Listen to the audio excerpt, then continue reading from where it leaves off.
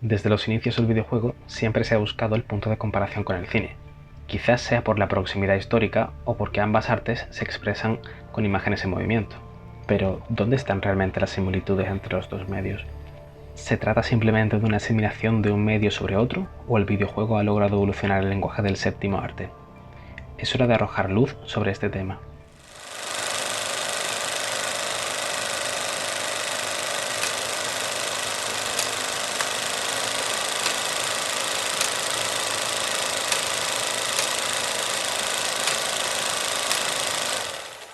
La relación entre el cine y el videojuego puede parecer algo obvio, pero lo cierto es que durante mucho tiempo simplemente es algo que se ha dado por hecho. Si intentamos indagar de manera seria, no encontraremos respuestas a simple vista.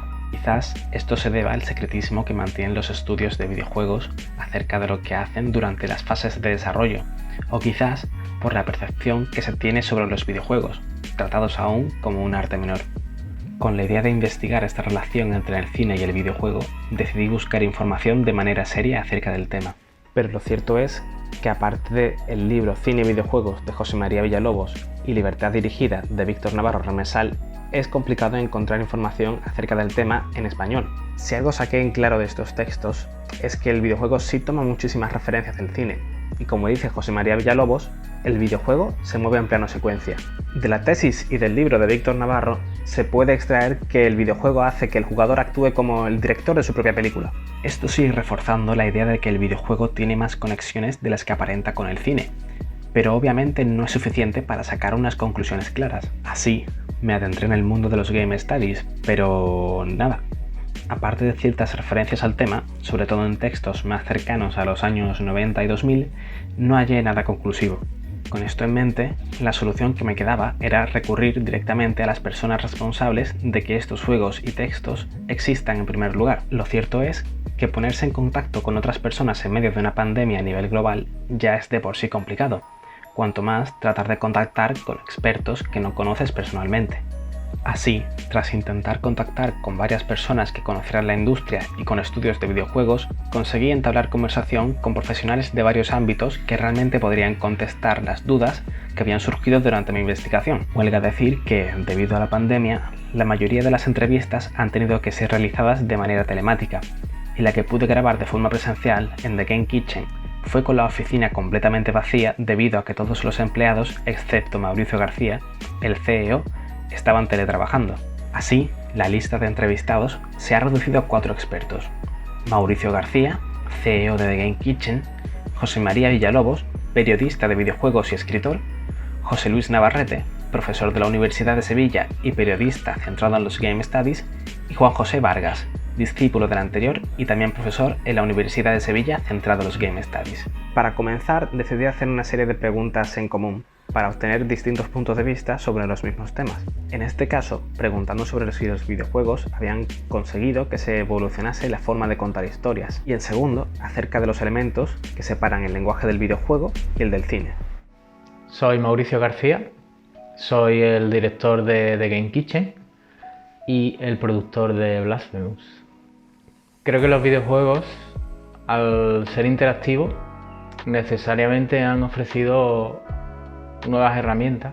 Cuando no existía la literatura ni manera de registrar la voz, pues la tradición oral de contarse la historia dependía de la memoria de la persona que te lo estuviera contando, de la capacidad que tenía el orador de leer la habitación y adaptar la historia a la habitación. Luego eso cambió con la literatura, luego volvió a cambiar con el cine, de muchas maneras.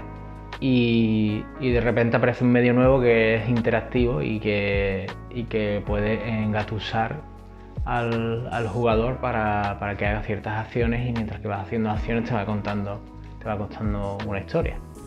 No todos los videojuegos tienen por qué contar una historia, pero algunos lo hacen, y los más interesantes son aquellos que combinan muy bien las mecánicas de juego y cuentan la historia mientras están interactuando. Los videojuegos, más que cambiar la forma de contar historias, la ha cambiado el digital, podemos decir. Entonces el medio digital da lugar a la posibilidad de crear historias no lineales, ¿no? Y realmente lo que hoy denominamos como transmedia es básicamente eso. un dispositivo que es más que la suma de sus partes, es algo que comparte el transmedia con el videojuego. Al fin y al cabo, el transmedia no es la suma simplemente de relatos en distintos medios, sino que es efectivamente un dispositivo incluso meditado. Si nos ceñimos etimológicamente al concepto de evolución como progreso, es decir, en una idea darwinista, ¿no? Si realmente el videojuego ha conseguido evolucionar desde la perspectiva que entendemos en la biología, el concepto de evolución, yo diría que no. Es decir, yo diría que no ha evolucionado, se ha desviado posiblemente.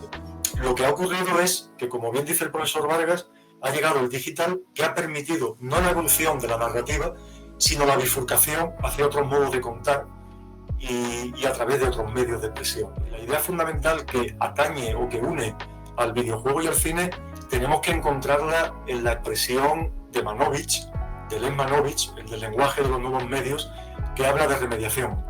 Y esto es fundamental, porque esto tiene que ver con el proceso intelectual y de pensamiento de las personas que creativamente crean nuevos medios. Es decir, tú no puedes crear absolutamente nada desde cero o de la nada. Tienes que soportarte, evidentemente, en los viejos medios existentes, ¿no? Es decir, un ordenador que tiene una aplicación para crear imágenes fotográficas como Photoshop está remediando el lienzo del pintor. Es decir, de alguna manera no se puede crear nada porque eso nos abocaría a un sistema de signos absolutamente desconocido, a un nuevo espacio simbólico nuevo, y eso es impensable en el modo en que funciona la mente humana. Por lo tanto, ¿qué es lo que dice o qué es lo que hace Manovich? Dice, no, todos los nuevos medios terminan remediando a los viejos medios. Y ahí está el vínculo esencial, creo, entre el cine y el videojuego. Por otra parte, también la ficción televisiva se ha relacionado mucho con el videojuego, con la cuestión esta de que las series televisivas, ¿no?, realmente no tienen final, no tienen límite, ¿no? El único límite es, en todo caso, el que decida la audiencia, ¿no? Realmente diría que precisamente tienden a una especie de desarrollo en un modelo no cerrado que intenta replicar lo que Deleuze llama el todo, ¿verdad? Que no es un conjunto cerrado, sino más bien aquello que hace que los conjuntos no se lleguen a cerrar nunca. Y en general también es verdad que tenemos cierto límite con esto de asociar lo cinematográfico con la narrativa, con las historias, ¿verdad? Al principio de la historia del cine, lo narrativo no estaba tan claro, ¿no? Y es interesante porque en los videojuegos lo narrativo directamente no está claro en absoluto. Tetris, por ejemplo, no se puede analizar narratológicamente, podemos decir, ¿no? Entonces, quiero decir, hay elementos que de alguna manera conviene también, ¿no? Analizar, ¿no? De qué hablamos cuando hablamos de contar historias, ¿no? En qué sentido cine, narrativa están necesariamente vinculados, en qué sentido videojuego y narrativa no se vinculan.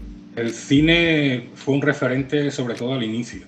Se miraba en películas como The Warriors, de Walter Hill, donde a finales de los 70 ya te pone una premisa de viaje de A a B, en el que cada sección que pasan de la ciudad, el grupo que quiere volver a su casa, se encuentra con otros grupos enemigos, cada uno pues con una característica, ¿no? Uno con un bate de béisbol, otro con patines, son fases. Entonces, de ahí salió, por ejemplo, el Yo contra el barrio, ¿no? El problema que tuvo el videojuego con el cine es que cuanto más avanzaba la tecnología, en vez de separarse, más tenía la posibilidad de acercarse al cine, de casi plasmar la misma experiencia narrativa y espectacular. Aún así, yo creo que hace tiempo que el videojuego no necesita el cine, aunque ha asimilado ya totalmente su narrativa, pero es como si hubiera ocupado el lugar que tenía el cine en ese sentido. Aparece el lenguaje cinematográfico, el montaje en el videojuego, cuando Alone in the Dark coloca cámaras fijas en esta mansión a la que llegamos, y conforme avanzamos se van activando distintas cámaras con encuadres, con picados y contrapicados muy forzados. Entonces nosotros controlamos el montaje en el sentido en el que conforme nosotros nos movemos se van activando esas distintas cámaras. Eso es algo puramente cinematográfico que han asimilado muy bien los videojuegos, cuando luego el tema del plano secuencia cinematográfico lo ha llevado God of War al videojuego. Es la retroalimentación entre las artes. Es difícil emitir un juicio único sobre el videojuego como género porque es tan variado. Hay videojuegos que son muy experimentales y videojuegos que son mucho más fórmulas.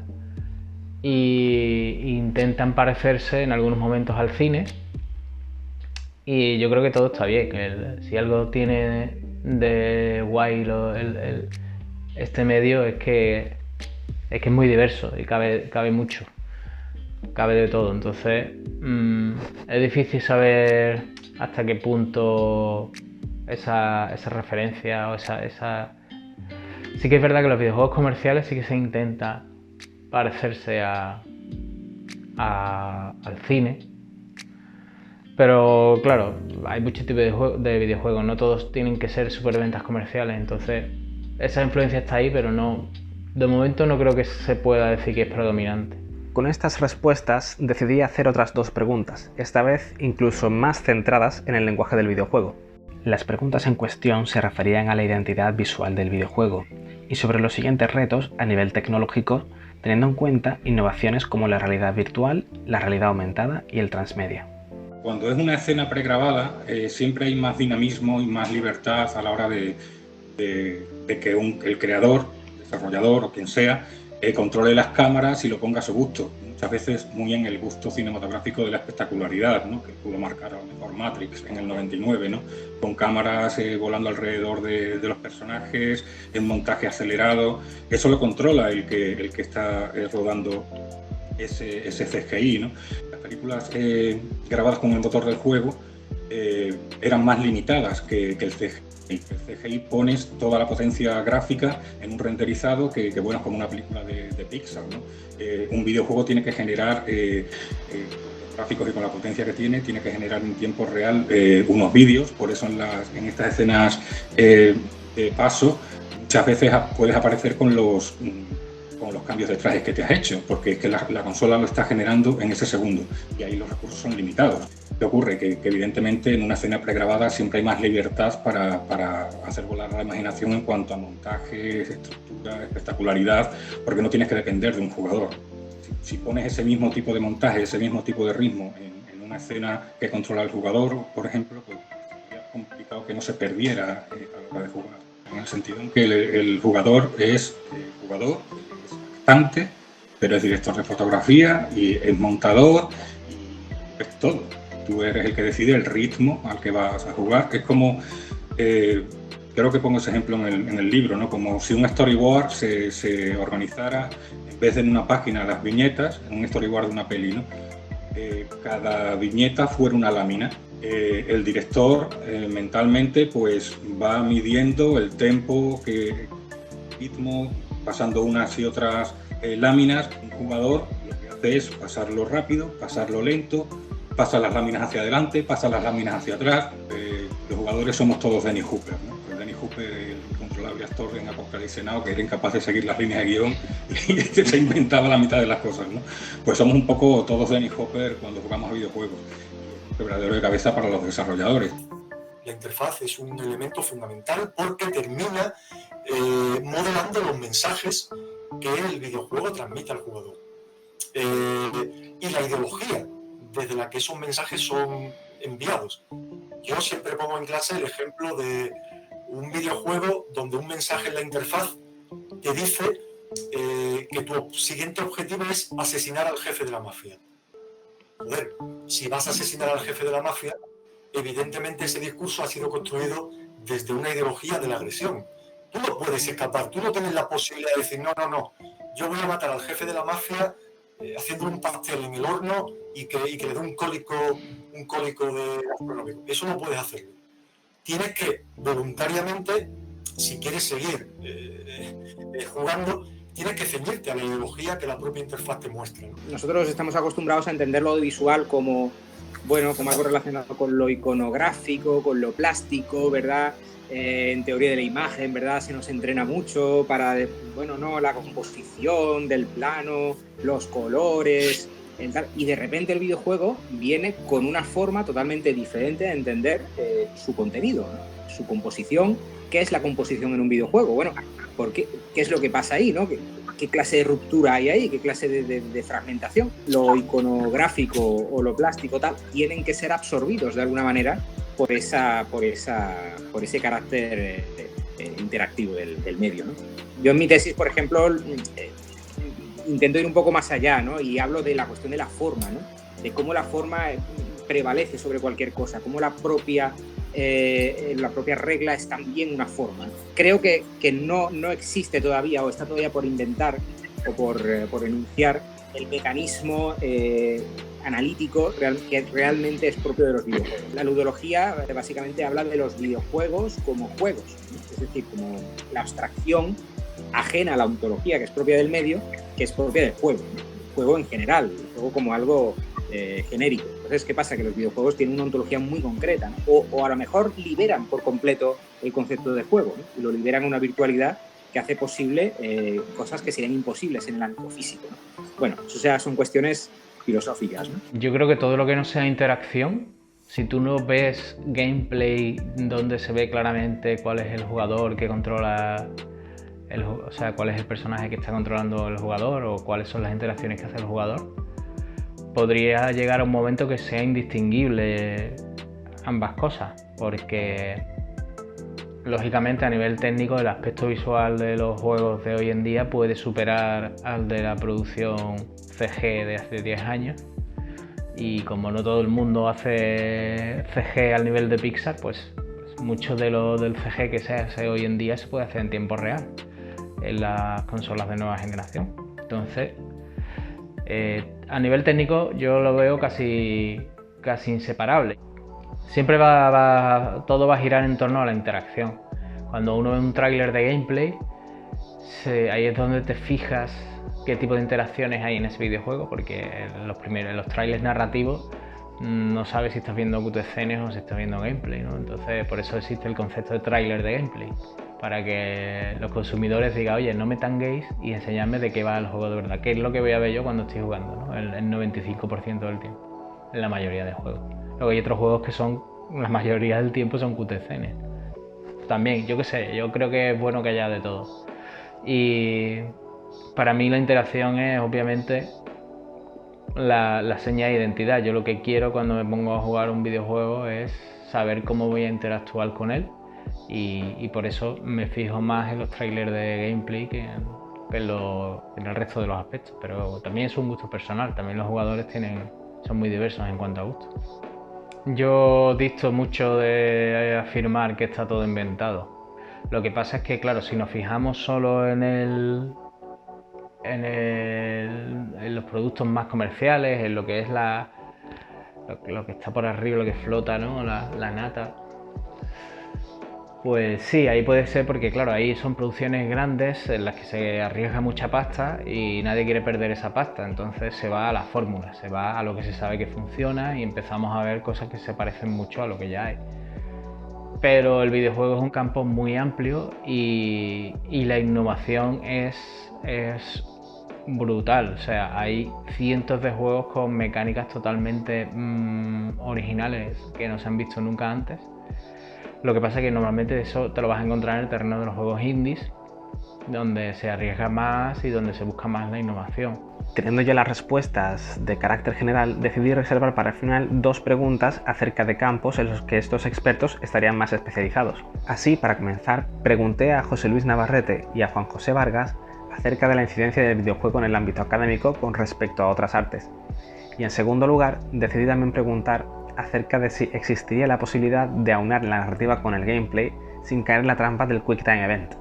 Yo creo que principalmente por una falta de adaptación del personal docente a este dispositivo que es el videojuego, ¿no? Es un dispositivo con el que tiene que relacionarse de una manera nueva y distinta, que ya es un hándicap para él.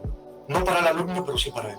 Yo cada vez que he escuchado la implementación del videojuego en la enseñanza, más allá de gamificar la historia o gamificar cualquier otro aspecto que pueda ser interesante educativamente, lo he visto en su dimensión programática, ¿no? No existen en el videojuego, por mucho que nos empecinemos, no existen grandes discursos imitables, ni grandes mensajes que podamos lanzar a nuestros alumnos, ni grandes títulos que puedan marcar un antes y un después en la historia del pensamiento humano. Es que el videojuego está todavía en ciernes. Títulos como Brave, por ejemplo, sí que han hecho avanzar mucho el videojuego, en la medida en que, por ejemplo, Brave plantea la mecánica como metáfora. Eso ya es un avance. Yo veo que el videojuego es una es una especie de penúltimo paso, podemos decir, está también el VR, en una especie de intento de eliminar mediaciones. Empezamos en la literatura, después están las prácticas escénicas, después está el cine, después está la televisión, después está el videojuego, después está el VR, siempre suprimiendo algún tipo de mediación, ¿verdad? Siempre cada vez más inmediato. Como digo, hay cada vez una progresión cada vez mayor a una inmediatez que Umberto Eco ya en su momento detectó como un peligro. Cuando aparece la televisión, la gente no entendía que les estuvieran mintiendo, porque lo estaban viendo, es decir, lo estoy viendo, no me puedes estar mintiendo, estoy viéndolo en directo, ¿no? No entendían que la selección de noticias ya era una mediación, no entendían que la forma en que el locutor se refería al público ya era una mediación. Y con el videojuego está pasando ahora lo mismo, exactamente. La gente no entiende que, bueno, si yo lo estoy jugando, ¿cómo es posible que me estén a mí manipulando ideológicamente? Es algo algo en lo que hay que educar. ¿Tú te refieres a un videojuego narrativo sin necesidad de cinemáticas? Creo que eso es Portal 2, por ejemplo. O anteriormente, bueno, Half-Life tenía, no tenía cinemáticas puramente, sino que tenía lo que se llamaba script events, ¿no? Es decir, el avatar del jugador está presente en la transmisión de información que otros personajes dan, e incluso puedes mover la cámara, puedes acercarte, pero realmente no es una cinemática en la que queda suspendida la capacidad de interacción del jugador. Para mí el referente máximo es Portal 2, donde el juego está contado todo desde la perspectiva del gameplay.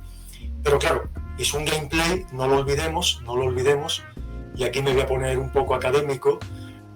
Lo que hace Portal no es estrictamente videolúdico. Todo el tema del sonido, cómo los personajes van narrando realmente en voz en off, no es propiamente del videojuego, sino que pertenece a otros medios, ¿no? Ya sea la radio, ya sea el cine, ya sea la televisión. Entonces, bueno, digamos que un videojuego donde las cinemáticas fueran jugables 100%, pues sería Portal. Siguiendo el ejemplo de los académicos, a José María Villalobos le hizo una pregunta referida a su libro, que sería que cuál videojuego es el que sintetiza a día de hoy mejor las dos artes. En segundo lugar, preguntándole en calidad de periodista, quería saber qué opinaba sobre las críticas que se hacen sobre videojuegos y película, y sobre todo la influencia de las notas en estos medios. Posiblemente podría ser God of War, por ejemplo, pero eso sería cine y videojuegos. Habría ejemplos en literatura videojuego como es What Remains of Edith Finch. Me refiero a que ya no es el cine esa referencia absoluta y los videojuegos han llegado a un momento, date cuenta que tiene ya unos años el libro, que además recopilaba material de 5 o 6 años antes, ¿no? Ahora ya cosas que aparecen en el libro son ya pues habituales y están más establecidas. Ya sin necesitar al cine, creo que algo que asimila ese lenguaje es God of War, cuando en realidad es lo que está reivindicando una característica esencial al videojuego, como es su desarrollo en plano secuencia.